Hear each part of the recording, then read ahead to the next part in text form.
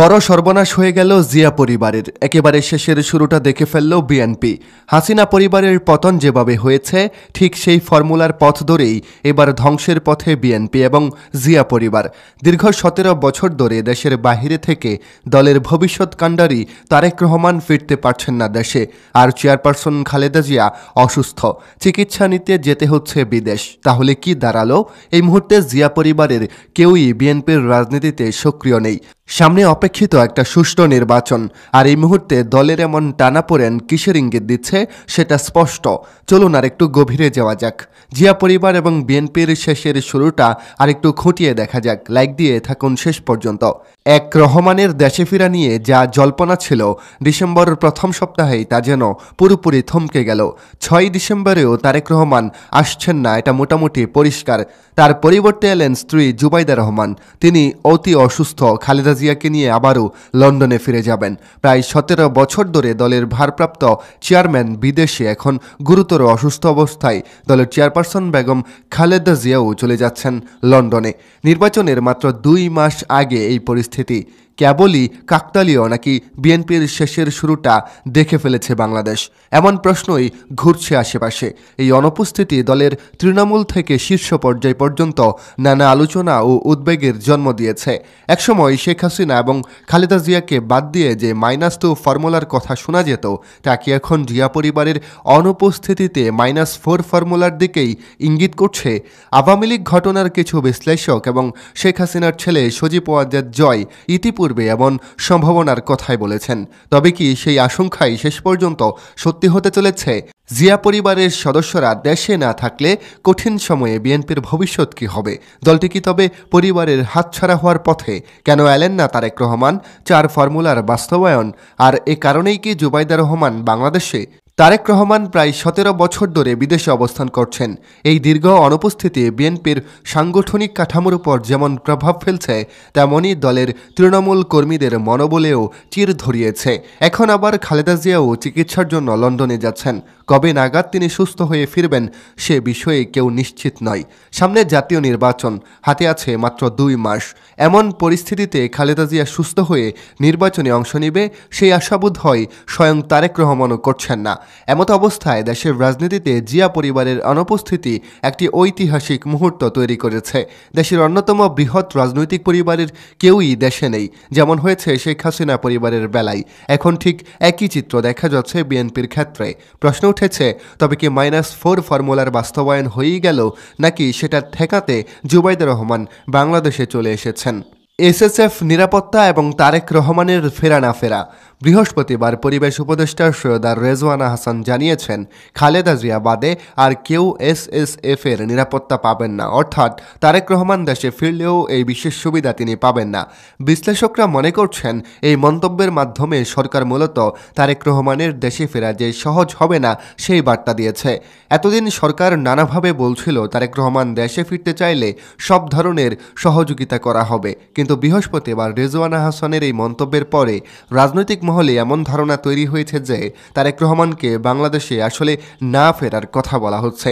এর ফলে বিএনপিকে এমন এক কঠিন বাস্তবতার মুখোমুখি হতে হচ্ছে, যেখানে দলের সবচেয়ে প্রভাবশালী নেতা এবং ভবিষ্যৎ কাণ্ডারি নির্বাচনের সময় হয়তো থাকবেন দেশের বাইরে, এমনকি নির্বাচনে অংশই নিতে পারবেন না, কারণ তিনি ভোটার হননি। যদিও ঠিক সময়ে নির্বাচনটা হবে কিনা সে সংশয় কাটেনি, বরং বেড়েছে, এমনটাই বলছেন বিশ্লেষকরা। নির্বাচন পিছানোর বার্তা এবং জোটের চাপ। এই পরিস্থিতিতে এনসিপি এবং জামায়াতের পক্ষ থেকে বলা হচ্ছে, খালেদা জিয়া ও দেশের এমন অবস্থার মধ্যে নির্বাচনের তফসিল ঘোষণা করা ঠিক হবে না। এটি নির্বাচন পেছানোর স্পষ্ট বার্তা বলেই বলছেন বিশ্লেষকরা। যদি নির্বাচন পেছানো না হয় এবং জিয়া পরিবারের কেউ দেশে না থাকেন, তবে বিএনপির জোটের শরিকদের মধ্যে ভাঙন বা মতবিরোধ দেখা দিতে পারে। জোটের দুর্বলতা এবং নেতৃত্বহীনতা নির্বাচনকে আরও কঠিন করে তুলবে। ভোটারদের লজ্জা এবং দলের বিপর্যয়। এই পুরো পরিস্থিতিতে সবচেয়ে বেশি সমস্যায় পড়তে পারেন বিএনপির ভোটার এবং সমর্থকরা। দলের প্রধান নেত্রী অসুস্থ, ভবিষ্যৎ কাণ্ডারি দেশের বাইরে। এমন এক নেতৃত্বহীন পরিস্থিতিতে বিএনপির ভোটাররা স্রেফ লজ্জার মুখে পড়তে পারেন। তাদের মুখে ক্ষোভ আর হতাশা তৈরি হতে পারে। এই ক্ষোভের ফলস্বরূপ তারা জামায়াত কিংবা অন্য কোনো ছোট দলের দিকে নজর দিতে পারেন, যা বিএনপির মূল ভোট ব্যাংক ফাটল ধরাবে।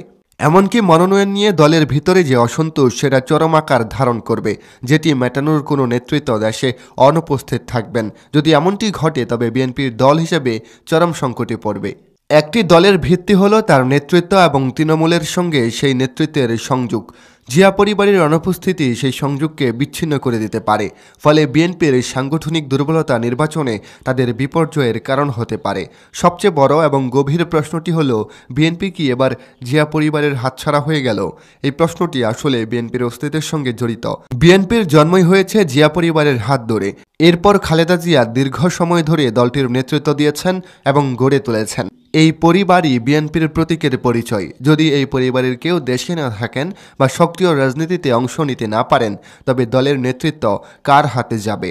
স্বাভাবিকভাবেই তারেক রহমান বিদেশে বসে দল পরিচালনা করলেও রাজনীতিতে অনুপস্থিতি একটি বিশাল শূন্যতা তৈরি করেছে। এখন খালেদা জিয়াও বিদেশে চলে যাওয়ায় সেই শূন্যতাকে আরও বাড়িয়ে দিয়েছে। এই সুযোগে দলের ভেতরকার কোনো প্রভাবশালী গোষ্ঠী বা নতুন কোনো নেতৃত্ব উঠে আসতে পারে, যা ভবিষ্যতে জিয়া পরিবারের প্রভাবকে চ্যালেঞ্জ জানাতে পারে। যদি এমনটি হয় তবে বিএনপি তার নিজস্ব চরিত্র হারিয়ে ফেলতে পারে। বর্তমানে বিএনপি একটি বিশাল অনিশ্চয়তার মুখোমুখি। একদিকে নির্বাচন, অন্যদিকে দলের শীর্ষ নেতৃত্বে অনুপস্থিতি এবং সাংগঠনিক চাপ। এই পরিস্থিতি থেকে উত্তরণের পথ খুঁজে বের করা বিএনপির জন্য এক কঠিন চ্যালেঞ্জ। যদি তারা এই চ্যালেঞ্জ মোকাবেলা করে ঘুরে দাঁড়াতে না পারে তবে এটি কেবল বিএনপির ক্ষতি হবে না, দেশের রাজনৈতিক ভারসাম্যেও বড় ধরনের পরিবর্তন আনতে পারে বলে মত দিচ্ছেন বিশ্লেষকরা। বিএনপির শেষের শুরুর শব্দটি হয়তো এখন চূড়ান্ত নয়, তবে পরিস্থিতি যেদিকে যাচ্ছে তাতে বলা যায় বিএনপি এক কঠিন সংকটের মধ্যে পড়তে যাচ্ছে। পদে পদে অপেক্ষা করছে যেন অশনি সংকেত, যার প্রভাবে বড্ড নড়বড়ে হয়ে যেতে পারে বিএনপির পুরো কাঠামো। রাজনৈতিক মহলের নিবিড় পর্যবেক্ষণ এখন এই দিকেই। বিএনপি কি এই ঝড় আসলে সামলে উঠতে পারবে, নাকি সত্যি সর্বনাশ হয়ে গেল বিএনপির? যেটা দেখতে অবশ্য আমাদের কিছুটা সময় অপেক্ষা করতে হবে। প্রিয় দর্শক, এই ছিল বিএনপি এবং জিয়া পরিবার নিয়ে আমাদের সর্বশেষ আপডেট খবর। আজকের প্রতিবেদনটি আপনার কাছে কেমন লাগলো তা অবশ্যই কমেন্ট করে জানাবেন।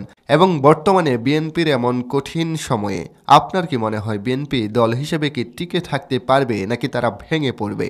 তারেক রহমান দেশে নেই, তিনি বিদেশে বসে দলকে নিয়ন্ত্রণ করতে চাচ্ছেন এবং খালেদা জিয়াও বর্তমানে খুবই কঠিন একটা সময় পার করছেন, তিনিও চলে যাচ্ছেন বিদেশে। সব মিলিয়ে এই দলের শেষ পরিণতি কি হবে? সামনে নির্বাচন মাত্র আর অল্প কয়েকদিন। কি হতে যাচ্ছে সামনে তার একটা প্রেডিকশন আপনার মন্তব্যের ঘরে জানাতে পারেন। ধন্যবাদ সবাইকে। প্রথম ইমিউনিটি বুস্টার সমৃদ্ধ ফ্যান্টাস্টিক হ্যাপি এনার্জি বিস্কিট।